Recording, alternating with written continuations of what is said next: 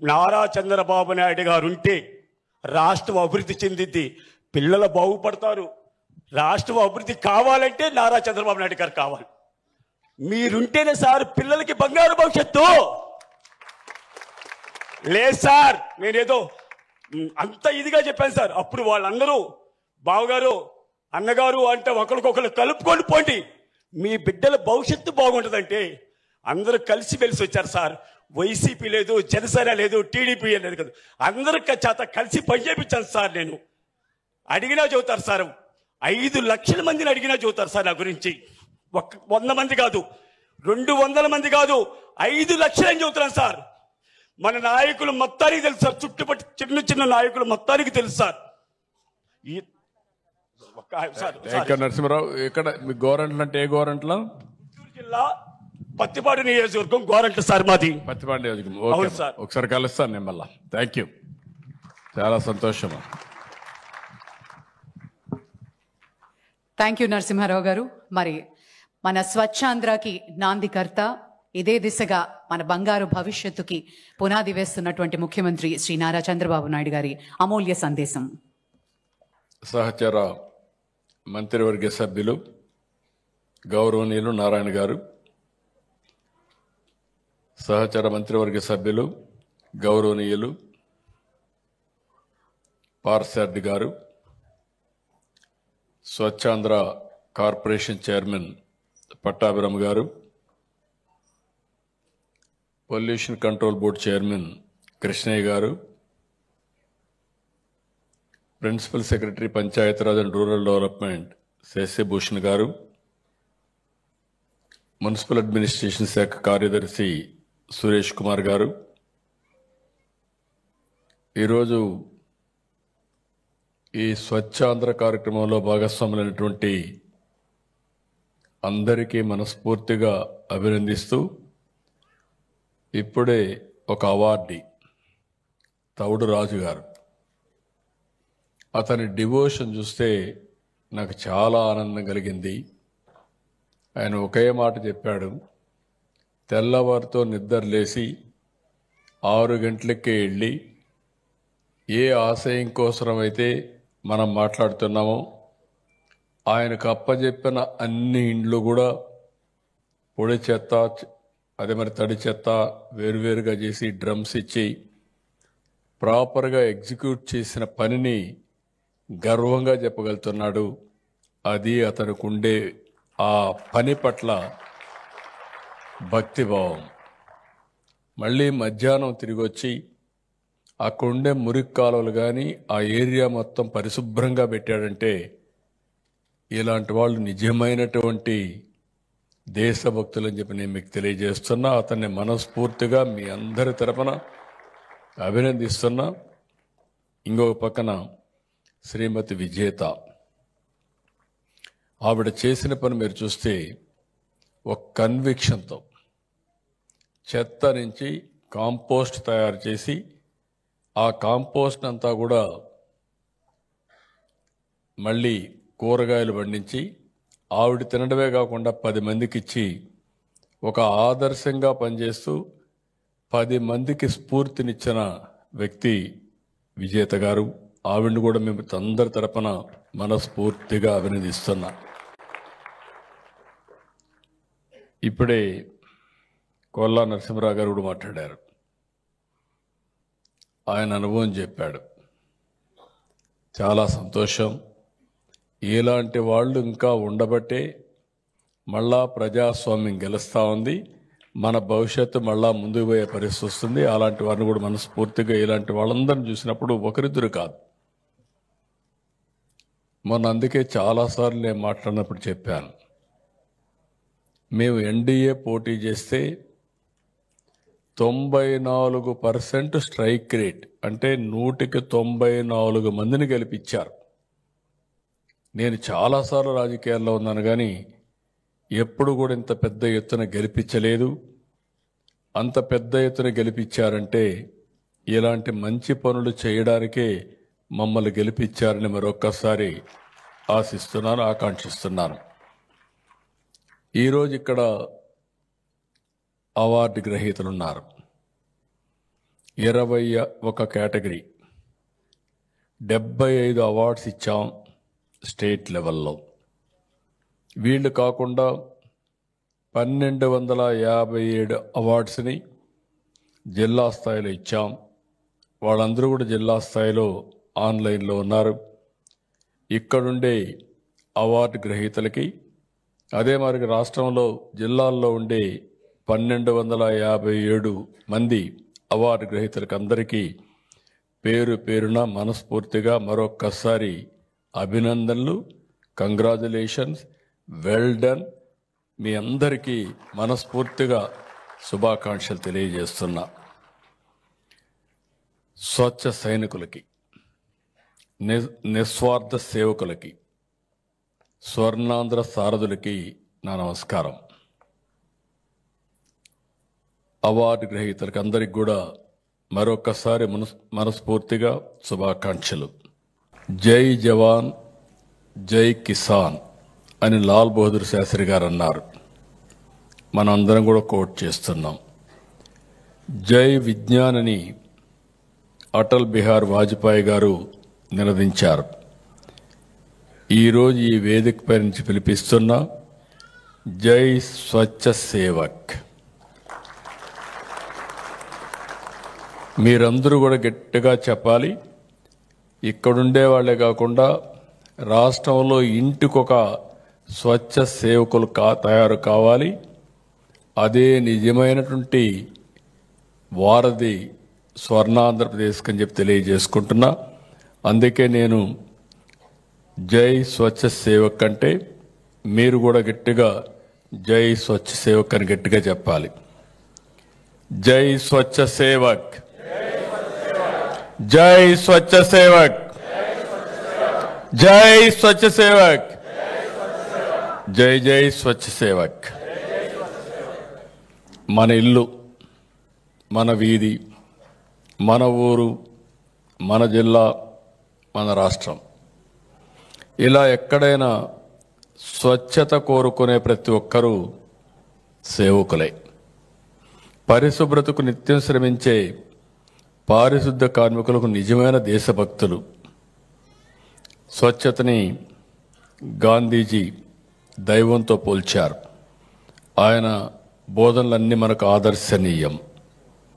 మన పరిసరాలు, మన ప్రాంతాలు, మన రాష్ట్రం ఇంత స్వచ్ఛందంగా ఉందంటే ప్రధాన కారణం పారిశుద్ధ కార్మికులు. వారు లేకపోతే స్వచ్ఛ ఉద్యమం లేదు, స్వచ్ఛ పరిసరాలు, ఆరోగ్యం కూడా లేదు. మనం రోడ్డు మీద వెళ్తుంటే చెత్త లారీ వస్తే పక్కకి వెళ్ళిపోతాం. రోడ్డు మీద డస్ట్బిన్ ఉంటే ముక్కు మూసుకుని దూరంగా వెళ్తాం. డ్రైన్లు పారుతుంటే కాలు కూడా కిందన పెట్టాం. కానీ వాటి దగ్గరికి వెళ్ళి వాటిని శుభ్రం చేసి మన ఆరోగ్యాన్ని కాపాడుతున్న వాళ్ళు నిజంగా దేవుడితో సమానం. వారు చేసేది కేవలం ఉద్యోగం కాదు, వారు చేసేది స్వచ్ఛమైన ప్రజాసేవ. అందుకే ముందుగా వారు శిరస్సు వంచి నమస్కారం చేస్తున్న, పాదాభివందనం చేస్తున్నా. నిన్ను, నన్ను, దేశాన్ని స్వచ్ఛందంగా ఉంచే పారిశుద్ధ్య కార్మికులకు ధన్యవాదాలతో ఈ సభను ప్రారంభిద్దాం. నాకు చాలా పనులు చేశాను, కానీ అన్ని పనుల కంటే నాకు ఆనందాన్ని ఇచ్చే ఏకైక కార్యక్రమం పరిశుభ్రత, పచ్చదనం అని చెప్పి మరొక్కసారి మీ అందరికీ విజ్ఞప్తి చేస్తున్నా. 95 నేను ముఖ్యమంత్రి అయ్యాను మొదటిసారి. 95లో ముఖ్యమంత్రి అయినప్పుడు నేను ఆ రోజు 98లో first time clean and green, పచ్చదనం, పరిశుభ్రం ప్రారంభించారు. ఆ రోజు దేశంలో ఎవరు కూడా ఈ కార్యక్రమాన్ని ప్రారంభించలేదు. ఆ రోజు ఈ కార్యక్రమాన్ని ప్రారంభించడమే కాకుండా ఉద్యమ స్ఫూర్తితో ముందుకు తీసుకెళ్లాను. నేను సింగపూర్కి వెళ్ళాను.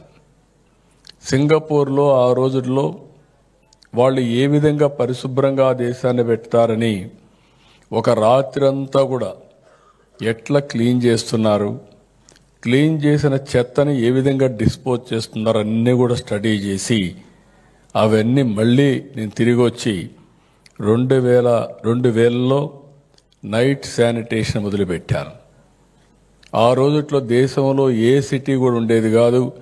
హైదరాబాద్ మోస్ట్ క్లీనెస్ట్ సిటీగా, పరిశుభ్రమైన నగరంగా ఆ రోజు తయారు చేశామంటే ఒక పట్టుదలతో చేశామని చెప్పి కూడా నేను మీకు తెలియజేస్తున్నా. ఆ తర్వాత మెకనైజ్డ్ స్వీపింగ్ వచ్చింది. ఆ రోజుట్లో మీరు చూస్తే ప్రతిరోజు చెప్పేవాడిని, తెల్లవారుతో 6 గంటలకు నిద్రలేసి ముఖ్యమంత్రిగా టూర్ ప్రోగ్రాం వేసుకునేవాడిని. దగ్గర 75 సార్లు సిటీ తిరిగా.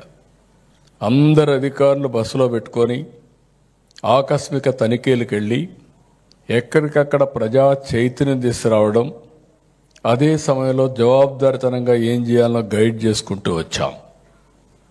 ఆ రోజుల్లో నేను చూస్తే డ్రైన్స్, ఇంట్లో చెత్త తీసుకొచ్చి డ్రైన్స్లో వేసేవాళ్ళు.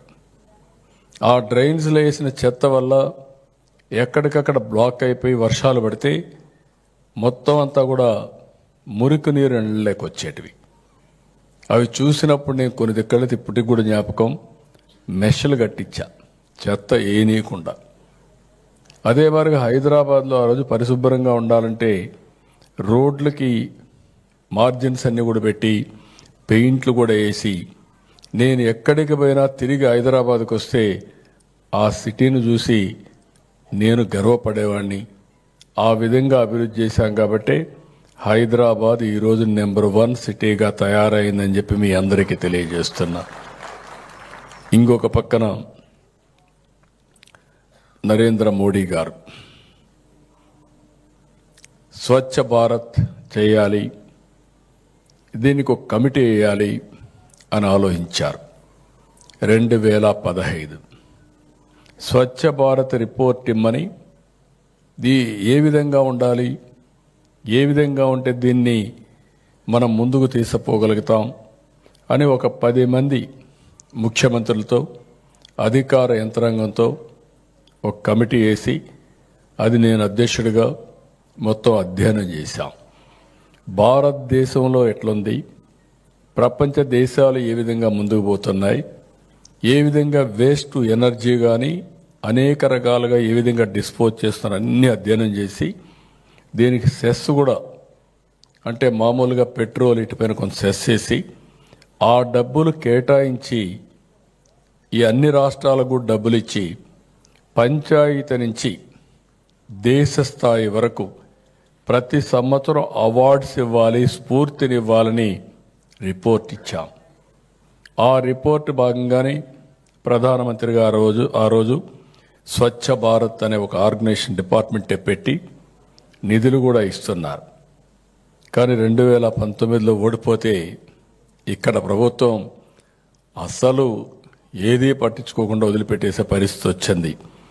నేను ఆ రోజు 2015లోనే స్వచ్ఛ ఆంధ్రప్రదేశ్ కార్పొరేషన్ కూడా క్రియేట్ చేశాం.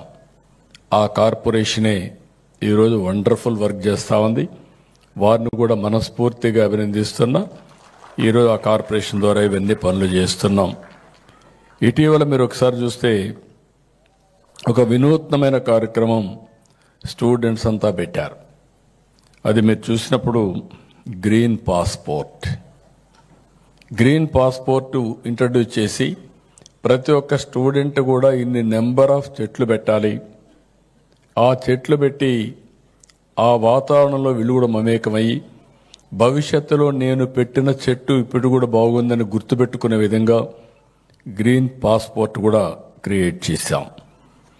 అయితే ఈరోజు మనందరం ఇక్కడ ఒక పండుగలాగా జరుపుకుంటున్నాం.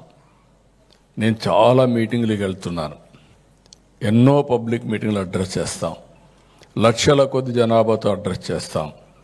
కానీ ఆ మీటింగ్లంతా ఒక ఎత్తు. స్వచ్ఛాంధ్ర అవార్డు 2025 కార్యక్రమం నా జీవితంలో ఎక్కువ ఆనందాన్నిచ్చే ఏకైక కార్యక్రమం అని మరొక్కసారి మీ అందరికీ విజ్ఞప్తి చేస్తున్నా. రోడ్లు, పార్కులు, బడులు, గుడులు, వీధి, వాడ, పల్లెలు, పట్టణాలు ఇలా అన్నింటినీ శుభ్రంగా స్వచ్ఛంగా చేసిన ప్రతి ఒక్కరిని గౌరవించుకునే వేదిక ఇది. ఇది ఇక్కడితో ఆగడానికి వీలు లేదు. మిమ్మల్ని చూస్తుంటే మీలో ఒక్కొక్కరు ఆపరేషన్ సింధూర్ వీరుల్లాగా కనపడుస్తున్నారు నాకు. అలాంటి వినూత్నమైన కార్యక్రమాలు చేశారు. మన సైనికులు ఆపరేషన్ సింధూర్తో ఉగ్రవాదుల శిబిరాలను తుడిచివేశారు. మీరు మీ కష్టంతో చిత్తశుద్ధితో మీ ఆరోగ్యాల్ని పణంగా పెట్టి అపరిశుభ్రతని తరిమివేశారు. అందుకే మీరు నాకు వీరుల్లా కనిపిస్తున్నారు. సమాజాన్ని రక్షించే నిజమైన వీరులేనని చెప్పి మరొకసారి మీ అందరికి కూడా విజ్ఞప్తి చేస్తున్నా. సూర్యుడు ప్రతిరోజు కొంచెం అటు ఇటుగా అయినా ఉదయిస్తాడు, కానీ మన పారిశుద్ధ కార్మికులు మాత్రం తెల్లవారుజామున నిద్రలేసి కరెక్ట్గా 6 గంటలకు డ్యూటీకి వచ్చి రోడ్లన్నీ పరిశుభ్రంగా పెడుతున్నారు. అలాంటి వారందరినీ మనం గౌరవించుకోవాల్సిన అవసరం ఉంది. ఈరోజు మొట్టమొదటిసారిగా మన రాష్ట్రంలో స్వచ్ఛాంధ్ర అవార్డులు తీసుకొచ్చాం. స్వచ్ఛ మున్సిపాలిటీలు, స్వచ్ఛ గ్రామ పంచాయతీలు, స్వచ్ఛ స్కూళ్ళు, స్వచ్ఛ అంగన్వాడీలు, స్వచ్ఛ హాస్పిటల్స్, స్వచ్ఛ ప్రభుత్వ కార్యాలయాలు, స్వచ్ఛ బస్ స్టేషన్లు, స్వచ్ఛ రైతు బజార్లు. నేను ఒకటే మీకు విజ్ఞప్తి చేస్తున్నా, ప్రతి వారం ప్రతి నెల 3వ శనివారం ఏ పని చేయకపోయినా పర్వాలేదు, మీరందరూ మీ పరిసరాల్ని పరిశుభ్రం చేసుకోండి. ఈరోజు మీ ఆఫీస్ ఉంది, ఇప్పుడు ఎలక్ట్రానిక్ ఫైల్స్ వచ్చాయి కాబట్టి ఒకప్పుడైతే నాకు చాలా కష్టంగా ఉండేది. ఫస్ట్ టైం నేను ముఖ్యమంత్రి అయినప్పుడు చూశాను. నేను ఆకస్మిక తనిఖీలు పెట్టాను ఫైల్స్ మీద. ఒక ఆఫీసుకు పోతే ఆ ఫైల్స్ అన్ని కట్టకట్టగా పేరకపోయేటివి, దుమ్మంతా ఉండేది. నేను గట్టిగా తీసేస్తే ఆ దుమ్మంతా ఆ ఏరియా అంతా కూడా మట్టిమయం అయిపోయేది. అలాంటి పరిస్థితులు చూశాను. హైదరాబాద్ సెక్రటరియట్ చూశాను. ఎక్కడ చూసినా కిళ్ళులు నమిలి ఆ గోళ్లపైన వేసేస్తే ముంచితే అవి క్లీన్ చేయాలంటే నాకు మొత్తం ఒక ప్లాస్టరింగ్ అంతా తీసేసి మళ్ళీ రీప్లాస్టరింగ్ వేసి పెయింట్ వేసే పరిస్థితికి వచ్చాను. అక్కడ ఎవరన్నా ఇది చేయాలంటే స్ప్లిట్టింగ్ డస్ట్బిన్స్ కూడా పెట్టి ముందుకు పోయాం. అలాంటివి చూసిన తర్వాత ఈరోజు నా ఉద్దేశం ఒకటే, ప్రతి ఒక్కటి స్వచ్ఛంగా కనపడాలి. స్వచ్ఛ హాస్పిటల్స్ రావాలి, స్వచ్ఛ ప్రభుత్వ కార్యాలయాలు కావాలి. మీ అందరిలో కూడా ఒకటే మార్పును తీసుకురావాలి. ప్రతి ఒక్కరూ కష్టపడి పరిశుభ్రత మనందరి బాధ్యత అనే విధంగా ముందుకు పోవాలి. ఇది ప్రారంభం మాత్రం. 21 కేటగిరీలో 69 అవార్డులు ఇచ్చాం. జిల్లా స్థాయిలో 1257 అవార్డులు ఇచ్చాం. ప్రతి సంవత్సరం ఇలాంటి అవార్డులు ఇస్తాం. నేను ఒక్కొక్కసారి ఒక పని పట్టుకుంటే వదిలిపెట్టను. ఇది మాత్రం నేను ఒక బాధ్యతగా తీసుకుంటున్నా. మన నాగరికతలో ఇది కూడా చాలా ముఖ్యం. భావి తరాలకు ఈ లెగసీ అందజేసే బాధ్యత మనందరి పైన ఉందని చెప్పి కూడా నేను మీకు తెలియజేస్తున్నా. నేను జపాన్ పోయినప్పుడు చూస్తాను, రోడ్డు మీద ఎక్కడ కాగితం కనపడదు, రోడ్డు మీద కాగితాలు వేసేవాడు కనపడడు, పరిశుభ్రంగా ఉంటుంది. ఎవరైనా ఒక కాగితం వేయాలంటే కాగితం వేయడం కాదు కదా, ఎక్కడన్నా కాగితం కనపడే తీసి పర్సులో పెట్టుకొని ఇంట్లో పోయి డస్ట్బిన్లో వేస్తున్నారు. అలాంటి సాంప్రదాయానికి మన శ్రీకారం చుట్టాల్సిన బాధ్యత ఉందని చెప్పి కూడా నేను మీకు తెలియజేస్తున్నా. ఆ స్ఫూర్తితోనే మీ అందరికీ పిలిపిస్తున్నా. స్వచ్ఛమైన, పచ్చనైన, ఆరోగ్యకరమైన ఆంధ్రప్రదేశ్కు మనందరం కృషి చేద్దాం. ఈరోజు కేంద్రం కూడా ఇటీవల మీరు చూశారు, మన రాష్ట్రానికి 24, 25కి రాష్ట్రానికి 5 అవార్డులు వచ్చాయి. విజయవాడ, తిరుపతి, గుంటూరు, గ్రేటర్ విశాఖపట్నం, రాజమహేంద్రవరం మున్సిపల్ కార్పొరేషన్లకి పరిశుభ్రతలో మనకు అవార్డ్స్ వచ్చాయి. జాతీయ స్థాయిలో స్పెషల్ కేటగిరీ మినిస్ట్రియల్ అవార్డుని విశాఖ నగరం, రాష్ట్ర స్థాయిలో మినిస్ట్రియల్ అవార్డుని మహేంద్రవరం దక్కించుకున్నాయి. స్వచ్ఛ సూపర్ లీగ్ సిటీలుగా విజయవాడ, గుంటూరు, తిరుపతి నగరాలు ఎంపికనాయి. వాళ్ళందరినీ మనందరి తరపున మనస్ఫూర్తిగా అభినందిస్తున్నా, కృతజ్ఞతలు తెలియజేస్తున్నా. నెక్స్ట్ టైం అన్ని అవార్డులు మనకే రావాలి, వస్తాయని కూడా నాకు ఆశ ఉంది. ఏం డౌట్ లేదు, అన్ని అవార్డులు మనకే వస్తాయి. స్వచ్ఛాంధ్ర సహకారం కాకుండా స్వర్ణాంధ్ర సాధ్యం కాదని నా నమ్మకం. అందుకే ముఖ్యమంత్రిగా ఎన్ని కార్యక్రమాలున్నా స్వర్ణాంధ్ర, స్వచ్ఛాంధ్ర అనే కార్యక్రమానికి శ్రీకారం చుట్టాం. ఈరోజు స్వచ్ఛాంధ్ర అనేది కేవలం నినాదం కాదు, దీన్ని ఒక ఉద్యమంగా, సాంప్రదాయంగా ముందుకు తీసుకుపోవాలి. ప్రతి నెల 3వ శనివారం నేను ముందే చెప్పాను. ఇక్కడికి వచ్చినప్పుడు హోమ్ కాంపోస్ట్ కానీ, source segregation, single use plastic నిషేధం, ఈ waste management, beat the heat, green Andhra Pradesh, ఇలా ఒక్కొక్క నెల ఒక్కొక్క సబ్జెక్ట్ తీసుకొని ప్రజల్లో చైతన్యం కల్పించాం. Door to door collection, legacy waste clearance, liquid waste management వంటి చర్యలు కూడా మనం తీసుకోవడం జరిగింది. 15 నెలలు నేను వచ్చినప్పుడు చూశాను. ఇప్పుడే మిత్రులు చెప్పారు, కొల్లా నరసింహరావు గారు, మచిలీపట్నం వెళ్ళాను. మచిలీపట్నం పెడితే 4 రోడ్ల జంక్షన్, సెంట్రల్ ప్లేస్, ఒక గుట్టగా చెత్త ఉంది. ఆ చెత్త చూస్తే ఎంత భయం వేస్తుందంటే, ఆ స్మెల్ చూస్తే భయంకరమైన స్మెల్. హైదరాబాద్లో ఇదే మరి నేను మొదట్లో చూసేవాడిని. గుట్టలుగా చెత్త. ఆ చెత్తలో వర్షాలు పడినప్పుడు అది నాని భూగర్భ జలాలు మొత్తం కలుషితమై కిలోమీటర్ల దూరం నీళ్లన్నీ కలుషితమైపోయే పరిస్థితి. ఇక్కడ అదే మాదిరిగా వారు చెప్పినట్టు ఎక్కడ చూసినా ఇది పెట్టి ఒక భయంకరమైన వాతావరణం క్రియేట్ చేసే పరిస్థితికి వచ్చారు. దగ్గర 85 లక్షల మెట్రిక్ టన్ లెగసీ వేస్ట్ పట్టణాల్లో ఉందంటే ఆనాటి ప్రభుత్వాన్ని మీరు ఆలోచించుకోవాలి. కడాన తిరుమల తిరుపతి దేవస్థానం, సాక్షాత్తు కలియుగ దేవుడు వెంకటేశ్వర స్వామి, అలాంటి ప్లేస్లో కూడా విపరీతంగా పేరకపోయి చెత్తంతా ఉండే పరిస్థితికి వచ్చింది. నేను ఆ రోజు ఒకే మాట చెప్పాను మా నారాయణ గారికి, ఏం చేస్తారో నాకు తెలియదు, కానీ అక్టోబర్ 2కు మాత్రం ఈ చెత్త పూర్తిగా ఎత్తేయాల్సిందే. ఎట్లా ఓడొస్తారో ఓడ్చమన్నా. కంగ్రాచులేషన్స్ నారాయణ గారు, డిపార్ట్మెంట్కి 85 లక్షల మెట్రిక్ టన్లు మొత్తం క్లీన్ చేయగలిగారు. అది ఒక దృఢ సంకల్పంతో చేశారు. వారిని అభినందిస్తున్నా.